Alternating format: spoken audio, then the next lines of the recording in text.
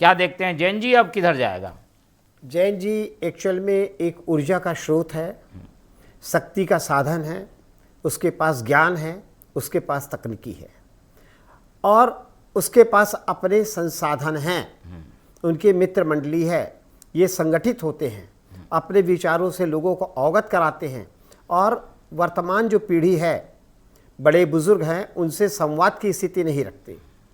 वो कहते हैं कि हम करेंगे तो ये हमारे साथ आएंगे। इस कारण भटकाव की स्थिति कई बार देखने के लिए मिली है और इनके तकनीकी सुख सुविधाओं में यदि अगर आपने कटौती की, रोजगार या दूसरे अवसर की तलाश की बात बाद में आती है। ये जिस प्रकार से साधन संपन्न लोग हैं, सुविधाओं को उपयोग करने वाले लोग हैं, यदि अगर ये सुविधाओं में कटौती करके देखिए, ये जैन जी जो है ना, आपको पूरा तहस नहस कर देगा। मतलब ये ठीक वैसे ही है, एक छोटे से बच्चे को अगर खिलौना उसके पसंद का ना देकर कोई दूसरा खिलौना दो तो फेंक देता है, वैसे ही इनकी पसंदगी के ध्यान में रख के कार्य करना होगा। अर्थात युवकों की पसंद के अनुसार से शिक्षा का अनुकूलन किया जाना है, उनके मांग के अनुसार सुविधाएं और संसाधन विकसित करना है। वस्तुतः यह उनकी आवश्यकता है, उनकी मांग नहीं है। आज देखिए कहीं पे भी आंदोलन हो रहा है या व्यवस्था हो रहा है, उन्हें निष्पक्ष वातावरण चाहिए। चाहे आंसर कॉपी का मामला हो, चाहे सत्ता से बेदखली का मामला हो, नेपाल का ले लीजिए, आप बांग्लादेश का ले लीजिए, यहाँ पे जो आंदोलन हुआ, इन्होंने नेट कनेक्शन को बंद किया, युवकों के संवादों को बंद करने की कोशिश की, तब यह विद्रोह ने आग का रूप ले लिया। यानी इनके पास शक्ति है, इनके पास वो ऊर्जा है, इनके पास ज्ञान है कि आप जो बैरिकेडिंग कर रहे हैं उसको हम कैसे तोड़े। तो ऐसे समय में हम जो वृद्ध लोग कहें या प्रौढ़ लोग कहें, इनको बहुत सतर्कता के साथ उनके साथ जुड़ के मित्रतापूर्ण व्यवहार करके कार्य करने की आवश्यकता है।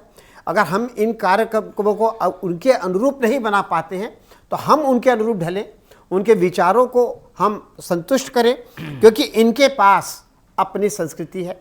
हमारी परंपरागत संस्कृति की रूढ़िवादिता मानते हैं और निश्चित तौर पे अगर आज हम तकनीकी विकास के साथ तुलना करें तो हम पाते हैं कि तकनीकी रूप से हम उतने प्रौढ़ नहीं हुए हैं जैसे कि वो युवा पीढ़ी चाहती है।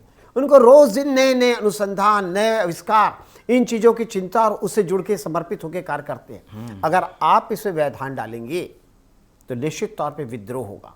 और ये कोई ऐसा एक पार्टी से जुड़े हुए लोग नहीं हैं और एक पार्टी आगे बढ़ेगी समर्थन होगा, ऐसा नहीं है। ये जो जैन जी हैं, कांग्रेस के पास भी है, बीजेपी के पास भी है, कम्युनिस्ट पार्टी के पास भी है और लोकल पार्टीज के पास भी है। आप अब ये प्रयास कर रहे हैं युवकों को जोड़ने के लिए, तो आप दूसरे पार्टी से, समुदाय वही है जो अलग अलग खेमों में बटा हुआ है। अब पार्टीगत राजनीति से हटके युवकों के बारे में जो सोचने वाला व्यक्ति होगा, लोग उससे जुड़ेंगे। अब सत्ताधारी पक्ष को यह मौका मिला है तो निश्चित तौर पे वह उसका लाभ लेना चाहेगी।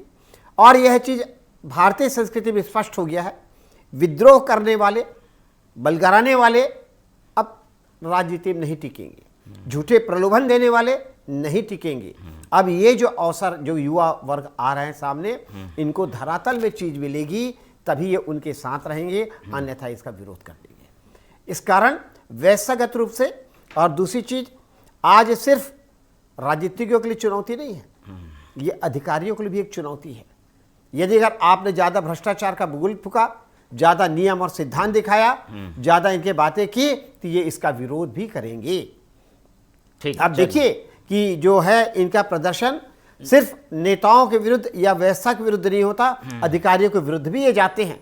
और ये चीजें बहुत सतर्क होने की जरूरत है और मेरे ख्याल से ये चीज को जान रहे हैं, प्रशासकीय अमले को पहचानते हैं हमारे वित्त मंत्री जी।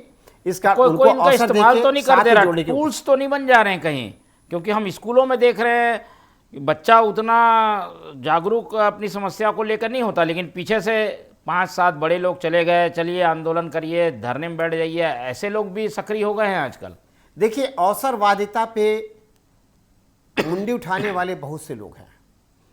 अब ये युवा पीढ़ी इन चीजों को देखेगी, समझेगी और कार्य करेगी। ये जो अभी प्रधानमंत्री का जो मूवमेंट चल रहा है वो युवकों को जागृत करने का है। युवा अगर जागृत हो गया तो उसे दशा और दिशा दोनों मिल जाएगी और उस सतर्कता और उस सावधानी से देश को एक नया दिशा मिल सकती है।